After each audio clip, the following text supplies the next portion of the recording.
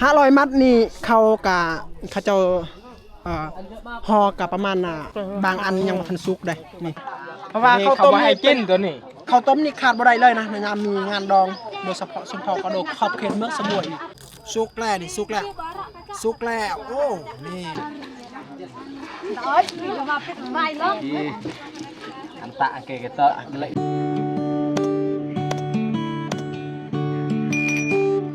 กับทักทายสวัสดีพ่อแม่พี่น้อง FC เบอร์สุคนเอายินดีต้อนรับพี่น้องที่เข้ามาติดตามชมและให้กำลังใจแก่บ่าวตะหมดคนน้อยนะสำหรับ EP นี้เป็น EP ที่เราอยากอัปเดตงานนะทุกคนอาหารในมื้อนี้จะมีไก่ได้โอ้โหไก่นี่ใหญ่อีดีนะทุกคนเลย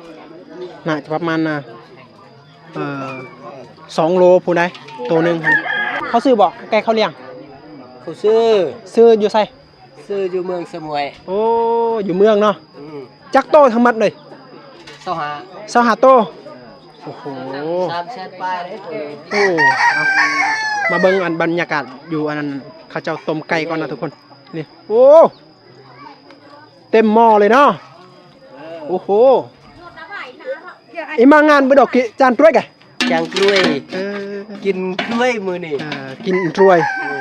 เป็นภาษาของเขาเองแต่ว่าถ้าเป็นภาษาลาวเอิ้นว่าไก่ภาษาเวียดนามเอิ้นว่ากอนกาฮะกอนกาเวียดนามก็เบียดฮะภาษาเฮาเอิ้นบ้านกล้วยโอ้โหหันหลายขนาดเลยนะทุกคนใช่นะเอามาง่ายโปงานนกลึ่งกะกลึ่งđây là cho Pháp ha cái này là người chủ nhà đó người chủ nhà thì làm việc ngàn đấy là người đây chủ nhà đấy mấy con cày này 25 con 25 con một con mấy mùa còn tầm 2 hả tầm 2 mua ở đây mua ở Việt Nam đó mua ở Samui Việt Nam ở Việt Nam ha một con 100 bạc ha không phải họ bán cân à bán con luôn ha อันนี้จะเป็นมีแต่ตัวไก่เนี่ยบ่กินหั่นหรือว่ามีอย่างอื่นแน่เวียมันตรวยเนาะเฮาลังมานี่แหละค่ะนึ่มตรวยเนาะแม่ถือเจ็ดเอาเนาะมาเจ็ดนึง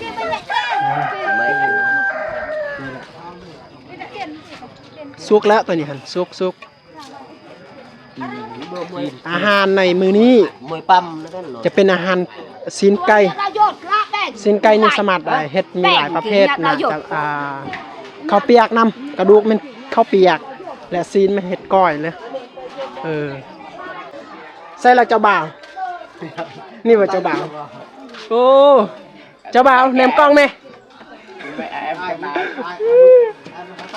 ใส่ละเจ้าสาวไปใส่เจ้าสาวเจ้าบ่าวบ่กล้ามาแนมกล้องเนาะมื้อนี้จะเป็นมื้อที่เจ้าบ่าวไปเฮือนเจ้าสาวมื้ออื่นแม่นไปหาเจ้าสาวเนาะแม่นบ่ถ่ายของ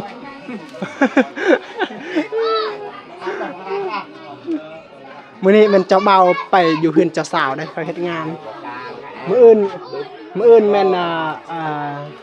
เจ้าสาวไปเฮือนของเจ้าบ่าวเพราะว่าเขาเจ้าไปแห่มื้อนี้แม่นเขาเจ้าไปหาเจ้าสาวมาเฮือนของ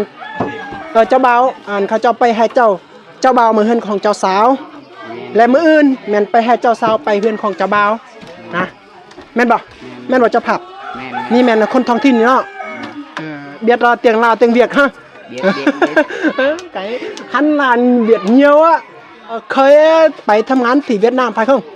đúng đại tiền nhiều ha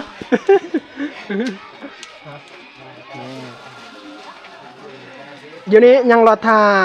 แขกคนมาร่วมงานนะทุกคนเพราะว่ามีหลายคนที่เขาเจ้าเชิญมาได้แต่ว่าแขกคนยังบ่ทันมาฮอด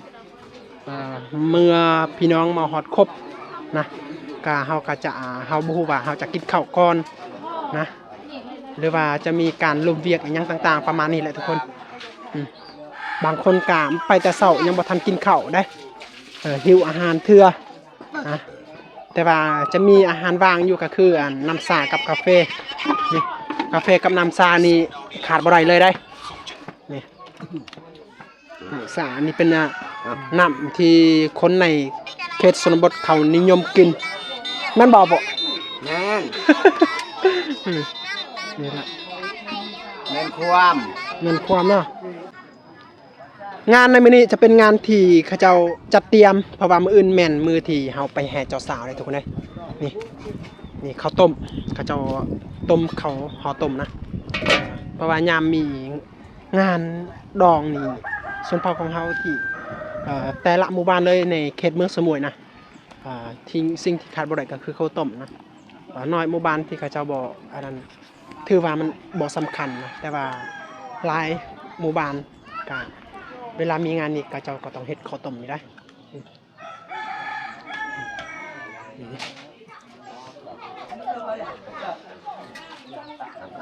โอ้นี่ นั้นเจตอนนี้ มันส่วนกัน แจกไม่ยอด สบายดีสบายดีโอ้สุกเลยบ่สุกอันเบิ้น แจน เจนเฮะจีนรอยฮะงอนฮะอันกันนี่หลังงอนโอ้โหบันส่วนจับมือเป็นอะไรสุกบ่ สุก โอ้สุกแล้วเนาะซิมตัวหนึ่งได้บ่ ได้ ซิมได้บ่ โอเคบ่มีปัญหาติ บ่มี บ่ผิดหิดผิดของติ บ่ เอา เคยคนเชื่อพระเจ้าพิษยัง เอาคือว่ามันผิดกฎของชุมชนนะ บ่แม่น นี่ย่างนี่เอามันเลยเนี่ยมันเราเด้ออ้วงฮะเวลามีงานนี่ เยอะมาก ผู้ที่รับผิดชอบนำกินนำกอกอันยังต่างๆการหน้าที่ของพวกผู้หญิงได้แต่ว่าเวลาเขามีเวียเขาจะเฮ็ดขุดคุมเขาเฮ็ดหลอบแบบนี้ดังพื้นดังไฟให้สะดวกสบายนะโอ้มีลายเนาะจักมัดบ่จักอันนี่ใช่ลำแกใช่กุลำ500โอ้ใน500นี่หันเข้าจักกิโลจักกิโล 500ไปบนถูก อันนี้เศร้าโลด โอ้ เพิ่น เล็กเด้อ มันแช่ตาเซาโลแม่นนะทุ่งป้ายได้เซาโลนี่ทุ่งป้ายให้เซาโล เคยนำกลำปวน8จิตก็มาค่อยงาบ่ทุ่งเยอะ แสดงว่าประมาณเซาโลเนาะ อืม 500มัดอันนี้นะทุกคนเขาเจ้าเฮ็ดได้มื้อนี้ งาบ่ทุ่ง มื้ออื่นกันอันนี้แม่น เด้ เขาเจ้านำไปให้อันพวกเจ้าภาพของเจ้าบ่าวนะเขาเจ้าไปให้นะเขาเจ้าไปมอบ500มัดนี่เขาเจ้าห่อกับประมาณ20โลได้500มัดอันนี้นะอันนี้จะเป็นใบตองเขาเอาตามป่าเลยทุกคนนี่เขาเจ้าห่อเขาต้มโดยเฉพาะเลยนะ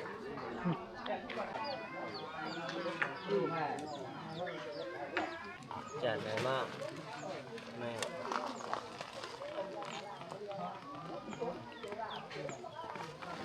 ละ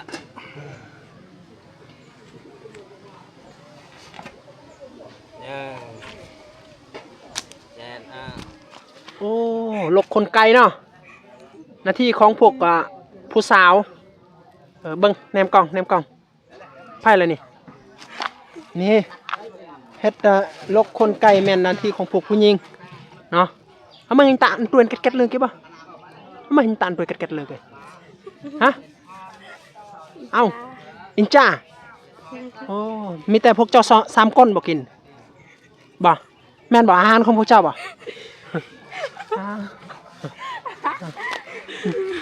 มีแต่บอกกระไตเลย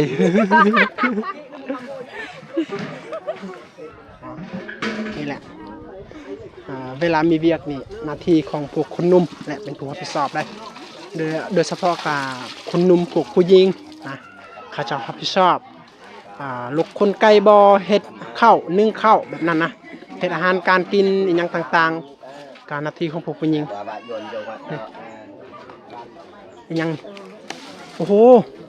เข้าโอ้2กระสอบเลยนะว่าแม่น2อาจอยเขาใส่นี่นะเต็มน่าจะแขกคนมาในมื้อนี้ก็ฮอด200คนได้แขกคนมาในมื้อนี้ฮะน่าจะฮอด200 300แม่นบ่ฮอดบ่บ่น่ะฮอดบ่เขาเจ้ายังบ่ทันมาครบเนาะ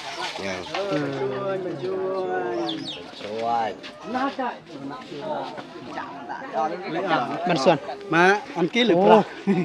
มีลาย ก็เยี่ยม คักเนาะลายเนี่ยเนาะ โอ้คักแล้ว มีแต่หัวบ่มีหาง ของเองมันจะกลับไปโยจ้า โอ้ nhờ mày หางขาดแล้ว ของหมูกินแล้ว หมูกินแล้วหาง บ่ชนะ ตีกันบ่ชนะ บ่ชนะ โอ้นั่นเนาะ แม่น จึงมีแต่หัว มีแต่หัว บ่มีหาง แสดงว่าบ่ชนะหมู่ nó Ồ. ở nhà บ่ชนะหมู่ หมูกลืนกินหมดแล้ว กินหมดแล้ว tẻn bật là นี่แหละนี่แหละสาเหตุที่มีแต่หัวไม่มีหางเลยทุกคน อย่างแต่หัวเรือแต่ว่าชีวิตยังเป็นอยู่ ยังเป็นอยู่ ชีวิตยังเป็นอยู่แต่ว่าบ่ชนะหมู่ ดันตีให้กูใจหน่อย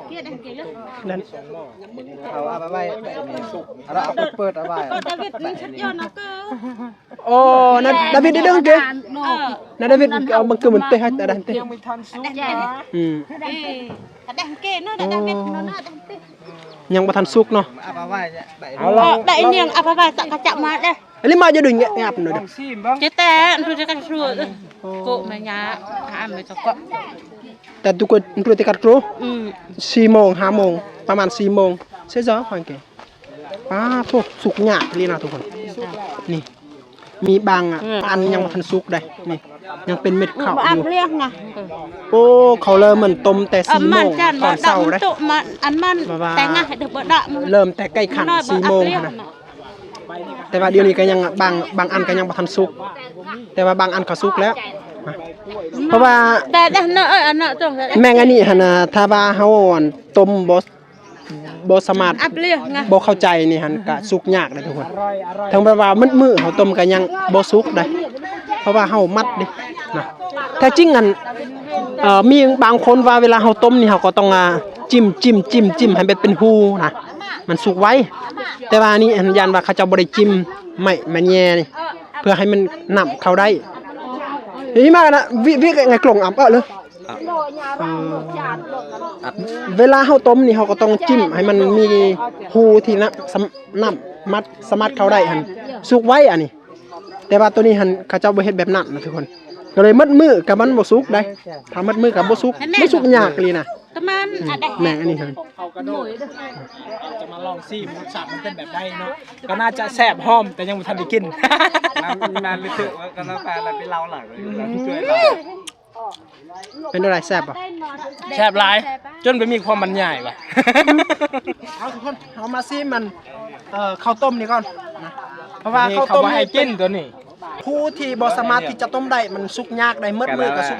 กบ่ได้นะทุกคนแต่นี่เขาขอซิมก่อนโตมันใหญ่เลยนะใหญ่สุดกว่าหมูนะอื่นๆไม่นั้นมันน้อยมากอันนี้เป็นใหญ่สุดกว่าหมูแล้วเราจะซิมก่อนว่าสุกหรือบ่นะและรสชาติเป็นแบบใดนะข้าวต้มนี่ขาดบ่ได้เลยนะในยามมีงานดองโดยเฉพาะสุนทรกระโดกขอบเขตเมืองสมุยนี่ขาดบ่ได้ข้าวต้มนี่นะเพราะว่าถ้าขาดนี่คนนั่นบางคนคลั่มเขาอะนะแต่บางคนก็เป็นการเชื่อถืออันดีงามซื่อๆแต่ว่าบางครอบครัวหั่นน่ะเขาว่าคลั่มนะจะเกิดอันตรายก็เลยตรงนี้ แต่ว่าบ่ฮู้ว่ามีบางบ้านบ่หรือว่าบ่ต้องใส่นะแต่ว่าตามที่เขาเคยเจอในเมืองสมุยนี่ต้องมีหมดคู่บ้านเลยนะนี่อ่านี่หน้าตาของมันนะนี่สุกโอ้สุกแล้วนี่สุกแล้วโอ้นี่มันเป็นแล้วแบบนี้แหละแซ่บมากเลย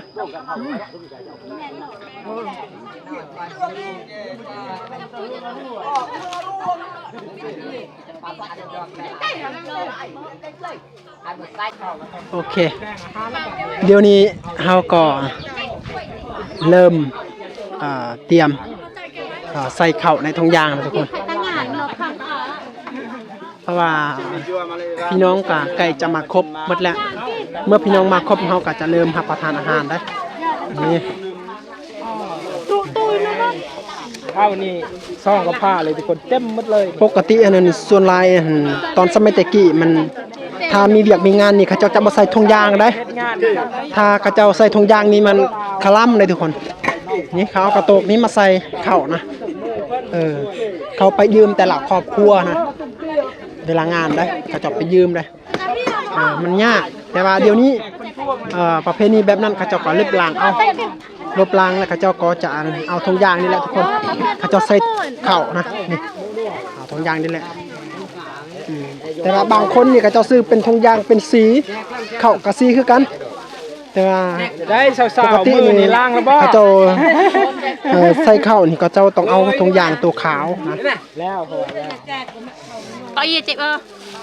เอากระเสียดเนอะกระเสียดเนอะมาต่อ ห้องเลย อาบาตีกันอย่าเลี้ยเราเนอะกินเนี่ยนั่นก้อมนักเรียนให้ยากันนะ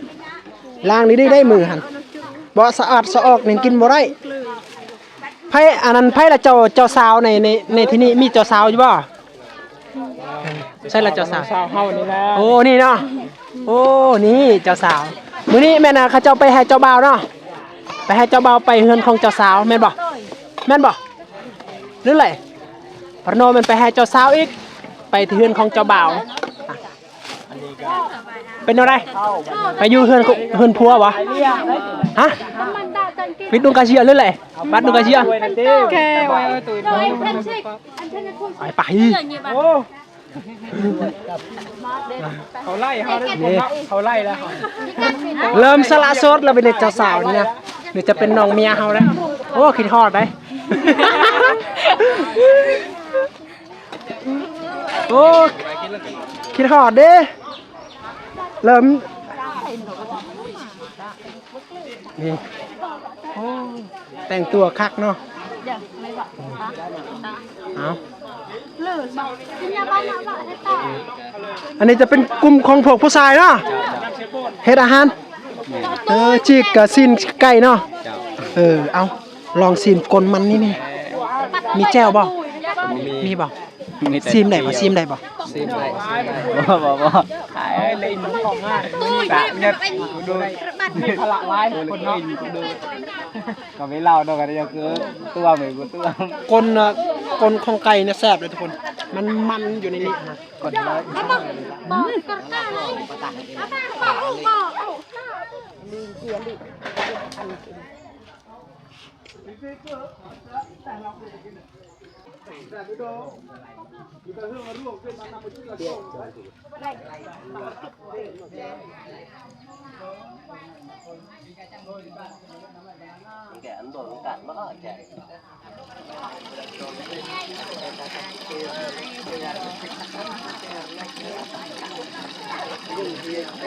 Yun kertaw ati, yun kertaw krong. Handa ku, yun kertaw ati, yun kertaw krong. Right.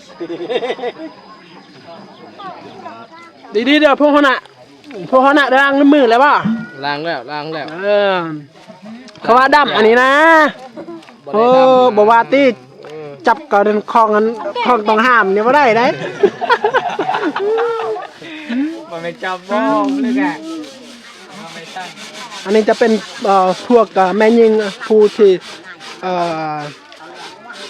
อาวุโสนะโอ้ล้างพักล้างพัก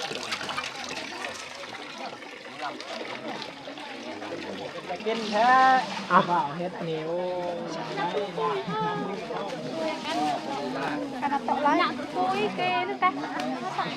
ก็เชียบๆเนี่ยยังกระจะเนาะ มาเดินขึ้นนี่ไปใช้จับทุทีบทุแดนขึ้นเฮ็ดกินโอ้บ่ได้ล้างมือบ่ได้ทุกคน เป็นอะไรรู้สึกดีใจยังบ่สร้างขอบสร้างครัวอะไรอย่าไม่โอ้ยประตัดอ่ะเด้ออะไรดีใจยังบ่ดีใจยังบ่นึก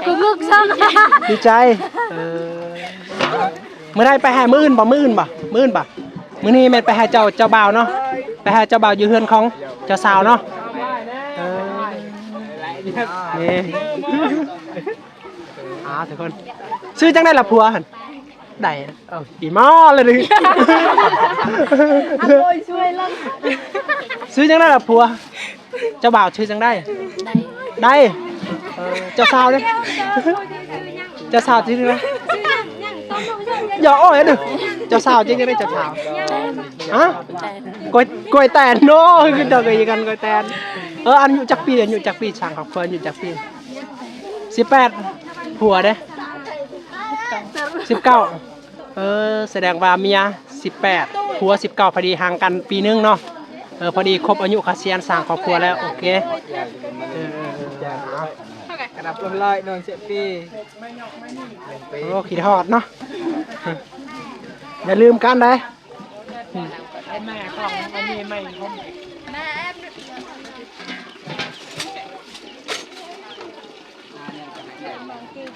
อุ้ยไอ้โจรมาจอกูเลยจะไม่กอง จะคนอะไรมามื้อนี้ โอ้ประมาณ6 คน ประมาณ6 คนไก่เติมเนาะมาแต่ไส โอ้มาแต่เชษฐมวกมึงพี่ โอ้เศรษฐหมวกเมืองพี่เนาะโอ้ออกแต่เช้าบ่จักโมงออกแต่คน สบายดี4 4 โมงโมง ก็ยังถาม โอ้เดี๋ยวนี้หันเดี๋ยวนี้เท่าไรเดี๋ยวนี้หันจักโมงเลยเดี๋ยวนี้ใช้เวลาจักชั่วโมง 10 โมงไป โอ้10พอดี12ชั่วโมงเลยเนาะบ่แม่น14บ่บ่ฮอดประมาณเท่าไรจักโมง4 5 6 7 8 9 10 6ชั่วโมงป้า6ชั่วโมง ไปเติบ ไปทางใดไปทางนั้นน่ะเมืองนองบ่ ทางเวียดนาม ทางเวียดนามเข้าเวียดนามได้เนาะ ได้ บ่ได้ใส่พาสปอร์ตติ บ่ ใส่ละอันว่าสิ6คนไปใส่เบิด ไปทางพุ่นแน่ โอ้ยังบ่ทันมาเนาะเฮ้ยนี่บ่ พี่ปีเตอร์ บันส่วน เป็นช่วย มาแต่ไสเอ้าเจออีกแล้ว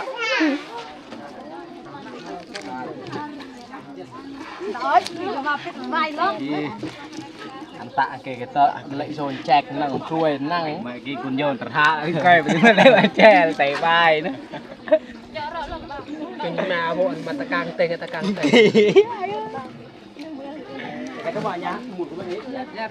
เริ่มตักอาหารเนาะเริ่มตักอาหารครับทานอาหารแล้วนี่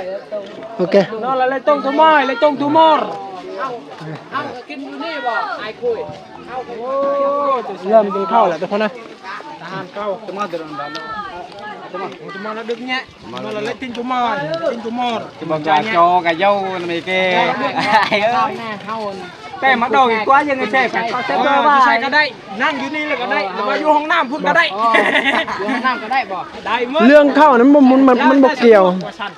อาหารไปก่อนก็ได้บ่จำเป็นต้องแบบเข้าไปก่อนนะต้องเข้าใจแนวนั้น อะไรไม่ได้ เข้าใจอยู่ป่ะมีแต่ท่าแบบนี้มันบ่แล้วจักเทื่อ หายเลยมีอันกิเฮาอยู่ไซล่ะกินอ้าย ฮะ กินอยู่นี่เลยบ่เฮาบ่หรือเพื่อน ไผ เฮาเป็นแขกนะอยู่ไสกิน ปลูกโตบ่กินอยู่ไสก็ได้สิกินพื้นนี่ก็ได้ ห้องน้ำก็ได้บ่ แล้วแต่ เฮาสิไปกินห้องน้ำแล้ว ถ้าแซ่บกินในห้องน้ำก็ไปกิน เพื่อจะมีอันนั้นกินรสชาติแซ่บนั้นอยู่ในหั่นนะ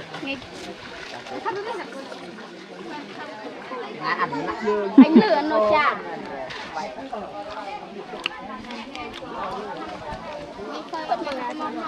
tôi mặc cái tên kìa để một cái chiên tên là tên đó นี่น่ะ ลงท่าเนิน ê bò của mình có nhìn không có đi ăn mẹ sao đi เริ่มแล้วบัดนี้เนาะ กี่ดอกกี่เริ่มกี่ตุ๊ดอลิเบียห้องน้ำอยู่ ไปเบิ่งทางเพื่อนก่อนนี่เนาะเป็นอะไร มือลอยต้นนอต้นยัน เอี่ยมมาไปเห็นเอี่ยม ยังไม่ทันได้กินว่าเอี่ยม บ่ต้องกินก็ได้มีแต่เบิ่งกะฮู้ตัวมันเอี่ยมกับบ่เอี่ยมมันฮู้เนาะอันนี้ผู้สาวเนาะมื้อนี้กินของหมู่มื้ออื่นนั่นกินของตัวเองเนาะ tên lúc nga tôi kia đồi tôi kia ไปเบิ่งอันอยู่นี่บันส่วนนี่หน้าที่ของพวกผู้หญิงนะ เริ่มรับประทานอาหาร ผมอยากจะมูเขาได้แบบถึง Thôi cái nào cũng là cái của xe.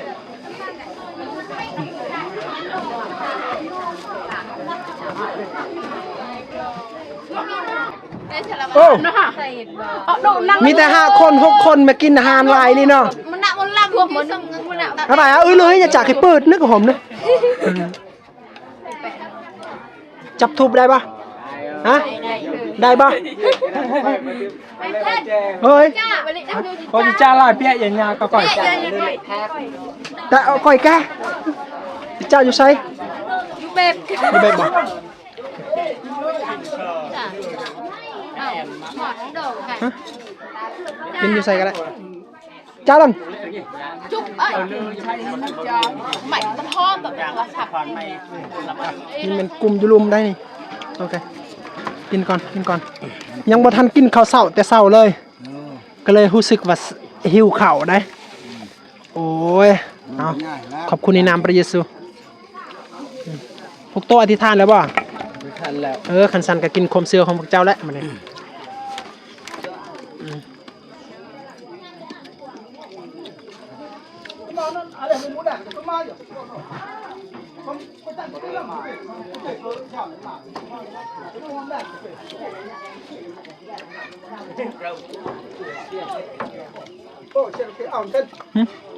มันบ่ ก็จะลังปั่นดูเป็ด โอเคบ่ มาเกือบไป ก็จะเริ่มรับประทานอาหารนะเพราะว่าแต่เช้าหอดเที่ยงอยู่ในกันประมาณ 11 โมงเขาเริ่มกินอาหารเพราะว่าเป็นอาหารคาบเช้าแต่ว่าเป็นนะ นี่อาหารอันนี้ เป็นอาหารคาบเที่ยงนำนะ รับใช้ยามันตรงนี้มีอาหารแปลกๆจานนี่ สำหรับกลุ่มอันนี้จะเป็นอาหารพิเศษได้ก็คือจะมีซีน2ซีนตัวแลนกับซีนอันไก่นะนี่พิเศษก็คือแขกที่มาจากสมทวรนะอันนี้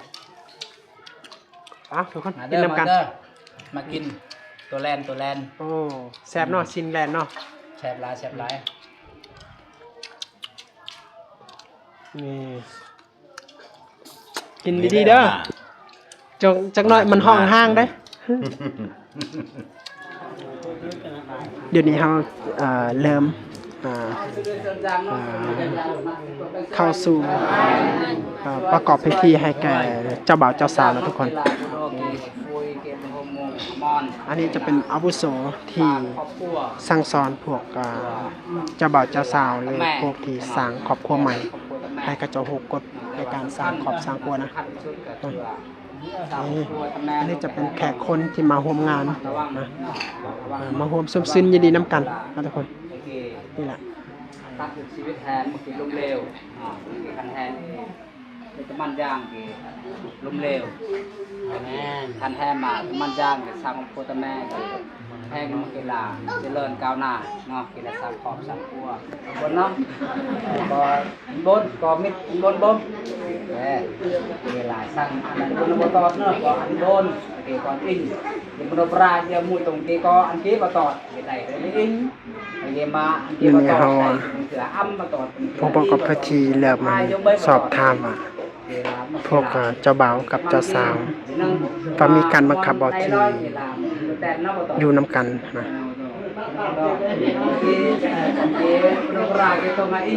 Lalu tarang. Tanang ke am patot. Nya men no nya patot tu kuling nang ma patot ki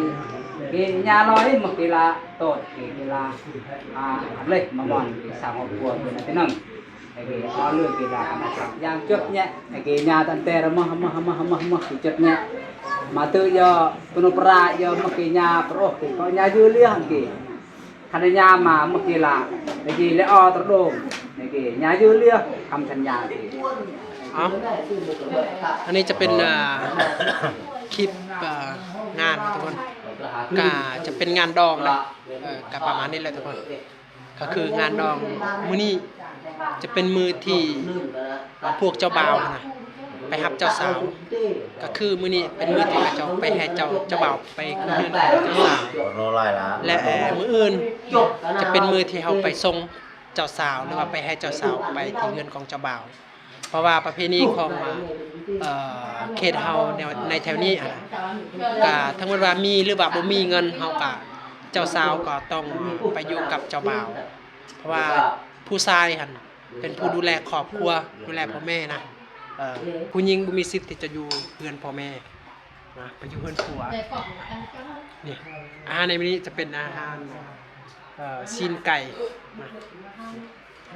แซ่บหลายกินจนเหลือนะมีหลายกลุ่มน่าจะประมาณ100 กว่าคนหรือว่า100 ปลายกว่าคนนะที่เขามาเจ้ามาร่วมงานในมื้อนี้แล้ว EP นี้ก็เอาสำนี้ก่อนนะทุกคนมีแต่ว่าไปเจอ EP ต่อไปไปเจอ EP ที่เฮาไปให้เจ้าสาวก่อนนะอื่นโอเคเมื่อรับประทานอาหารสำเร็จเรียบร้อยกับผู้ที่รับผิดชอบผู้ที่รับผิดชอบล้างถ้วยล้างจานล้างบวงก็แม่นหน้าที่ของพวกคนหนุ่มนะโดยเฉพาะก็จะเป็นคนหนุ่มพวกสาวๆพวกผู้หญิงนี่น้ำมันนี้จะเป็นน้ำที่บริเสียค่าเลยเป็นน้ำไหลตลอด24 ชั่วโมง